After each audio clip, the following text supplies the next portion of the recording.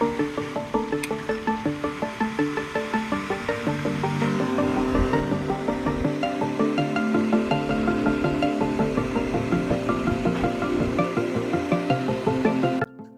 வீடியோவில் ஒரு air cooler எப்படி செய்கிறதுன்னு தான் பார்க்க போகிறோம். முதல்ல ஏர் கூலருக்கு தேவையான பொருட்களை பற்றி பார்ப்போம். நீங்கள் எந்த விதமான ஃபேன் வேணால் எடுத்துக்கலாம். நான் பார்த்தீங்கன்னா இந்த இடத்துல ஒரு எக்ஸாஸ்ட் ஃபேன் எடுத்திருக்கேன்.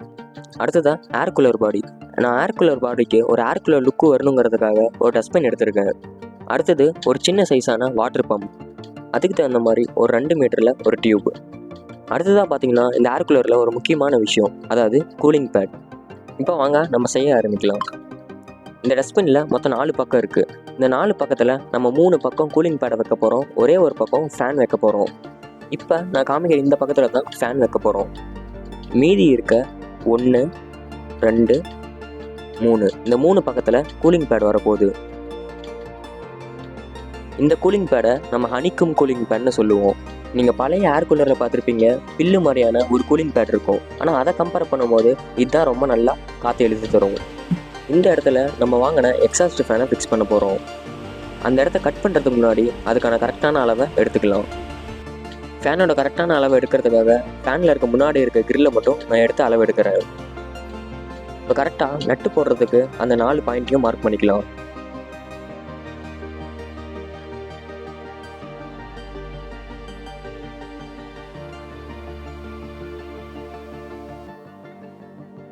அடுத்தது அந்த கிரில் அளவில் ஒரு ரவுண்டை மார்க் பண்ணிக்கிறேன். அந்த இடத்த நம்ம இப்போ அறுத்து எடுக்க போகிறோம். அடுத்ததாக கூலிங் பேட் வைக்கிறதுக்கு அந்த 3 சைடை கரெக்டாக மார்க் பண்ணி எடுத்துக்கிறோம். இப்போ நம்ம மார்க் பண்ண மாதிரி அந்த இடத்தெல்லாம் கட் பண்ணி எடுத்துட்டோம். கட் பண்ணி எடுத்த வாட்டி அந்த கூலிங் பேடை மட்டும் நான் செட் பண்ணிடுறேன். கூலிங் பேடு பார்த்தீங்கன்னா அந்த அளவுக்கு தகுந்த மாதிரி அந்த அளவோட கொஞ்சம் அதிகமாக கட் பண்ணி ஃபிக்ஸ் பண்ணிக்கிறேன். நீங்கள் எதில் வேணால் ஃபிக்ஸ் பண்ணிக்கலாம். நான் ஸ்ட்ராங்காக இருக்கணுங்கிறதுக்காக கட்டு கம்பியை வச்சு 2 சைடும் உள்ளே விட்டு ஃபிக்ஸ் பண்ணிக்கிறேன்.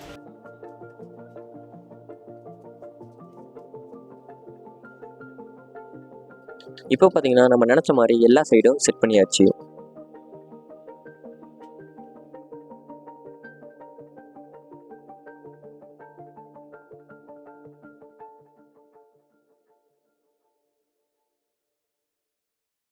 இப்போ அடுத்ததாக நான் ஃபேனை அந்த கேப்பில் ஃபிக்ஸ் பண்ணிடுறேன். இப்போ பாதி வேலை முடிஞ்சிருச்சுங்க. நம்ம எல்லா சைடும் இந்த கேப்புக்கு தகுந்த மாதிரி எல்லாத்தையும் ஃபிக்ஸ் பண்ணியாச்சு. இப்போ வாட்டர் பம்பில் டியூப்பை செட் பண்ணி அந்த பாடிக்கு அடியில் விட போகிறோம். விட்டுட்டு அந்த ஓஸை கூலிங் பேடுக்கு மேலே வர மாதிரி கரெக்டாக செட் பண்ணணும். அந்த டியூப் எந்த அளவு வருதோ அந்த அளவு கரெக்டாக அளந்து கட் பண்ணிக்கலாம்.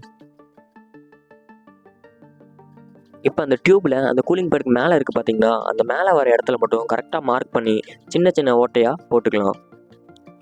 கரெக்டாக அந்த கூலிங் பேடுக்கு மேலே வர இடத்துல மட்டும் மார்க் பண்ணி சின்ன சின்ன ஓட்டையாக போட்டுக்கிறோம்.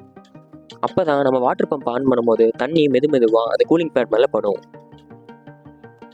இப்போ நம்ம டியூபை கரெக்டாக அந்த கூலிங் பேடுக்கு தகுந்த மாதிரி அளவு எடுத்து அந்தந்த இடத்துல மட்டும் சின்ன சின்னதாக ஓட்டை போட்டோம். ஓட்டை போட்டு கடைசியாக என்ன பண்ணணும்னா அந்த டியூப் முடிகிற இடத்துல, அதாவது கடைசியில் ஹீட் பண்ணி அதை நல்லா ஒட்டிக்கணும். அதுலேருந்து தண்ணி வெளியே வராத அளவு நல்லா ஹீட் பண்ணி ஒட்டிக்கணும். இப்போ அந்த டியூபை நம்ம பழையபடி செட் பண்ணிடலாம்.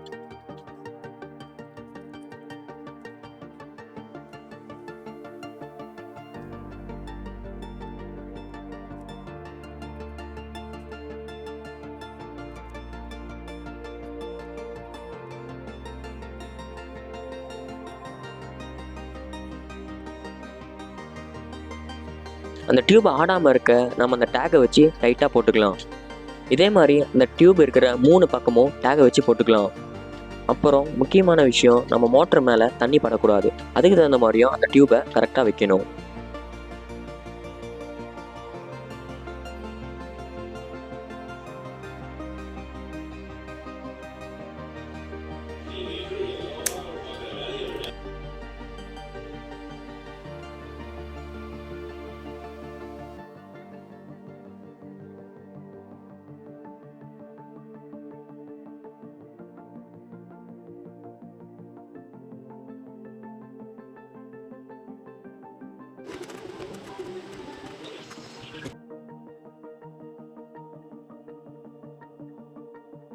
அடுத்ததாக ஃபேனுக்கும் அந்த வாட்டர் பம்புக்கும் நான் 2 சுவிட்ச் வாங்கியிருந்தேன். இந்த 2 சுவிட்சையும் நான் கரெக்டாக ஓட்டை போட்டு அதில் ஃபிக்ஸ் பண்ணிட்டேன்.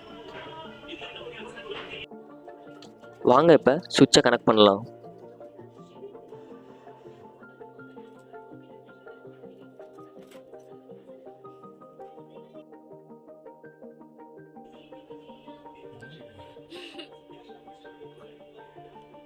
வெளியே இருந்து வர ப்ளக்கில் இருக்க மெயின் ஒயரை நம்ம சுவிட்சில் இருக்க அடிப்பக்கத்தில் கனெக்ட் பண்ணணும்.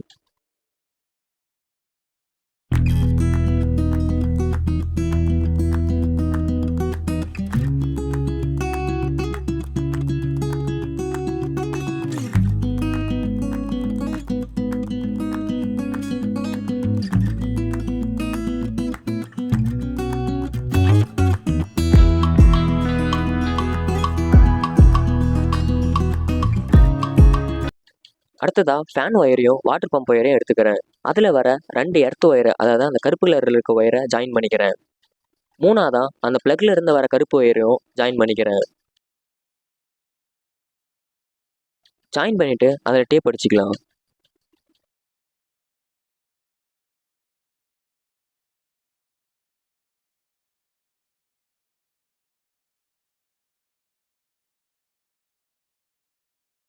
இப்போ மீதி ஃபேன்லேருந்து வர மெயின் ஒயரும் பம்ப்லேருந்து வர மெயின் ஒயரும் இருக்கும். ஃபேன்லேருந்து வர மெயின் ஒயரை ஃபஸ்ட்டு சுவிட்ச்லேயும், வாட்டர் பம்ப்லேருந்து வர மெயின் ஒயரை செகண்ட் சுவிட்ச்லையும் கனெக்ட் பண்ணிக்கிறேன். அவ்வளோதான், இப்போ சுவிட்சோட மேலே முடிஞ்சிச்சு. இப்போ எல்லா ஒயரையும் சேர்த்து டேப் அடிக்க போகிறேன். அடுத்ததாக தண்ணி ஊற்றி எந்த அளவுக்கு கூலிங் வருதுன்னு செக் பண்ணிடலாம்.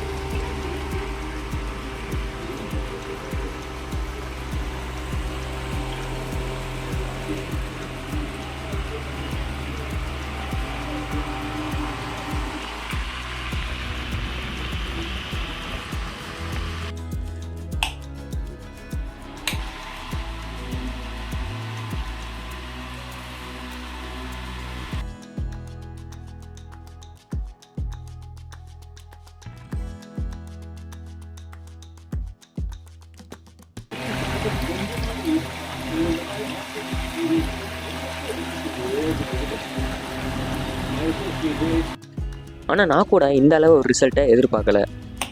நார்மலாக ஓரளவு ஜில்லு காற்று வரும் தான் நினச்சேன். ஆனால் வெளியிலேருந்து வர காற்றுக்கும் அந்த ஃபேன்லேருந்து வர காற்றுக்கும் சுத்தமாக சம்மந்தமே இல்லை. ஆனால் இன்னும் நம்ம ஐஸ் வாட்டர் ஊற்றும் போது இன்னும் நம்மளுக்கு ஜில்னஸ் அதிகமாக வருது. ஆனால் நான் எதிர்பார்த்ததை விடவே நல்ல கூலிங்கான காற்று வந்துச்சு. நான் நல்லா அதிகமாக காற்று வரணுங்கிறதுக்காக அதிக ஆர்பிஎம்மில் இருக்க எக்ஸாஸ்ட் ஃபேனை வாங்கிட்டேன். நான் வாங்கின இந்த ஃபேனோட சைஸ் பார்த்தீங்கன்னா 9 இன்ச், அதாவது 2200 ஆர்பிஎம். இந்த ஃபேன்லேருந்து வர காற்று பார்த்தீங்கன்னா ஒரு 5 அடி வரைக்கும் கொஞ்சம் நல்லாவே வருது. இந்த வெளியில் இருக்க கூலிங் பேட் நினைஞ்சி அதுலேருந்து வர காற்று இழுத்து தரனால நம்மளுக்கு நல்லா ஒரு கூலிங் காற்று வருது. இதுக்கான மொத்த செலவு எவ்வளோ ஆச்சுன்னு தெரிஞ்சுக்கணுன்னா மறக்காமல் கமெண்ட் பாக்ஸில் கமெண்ட் பண்ணுங்கள்.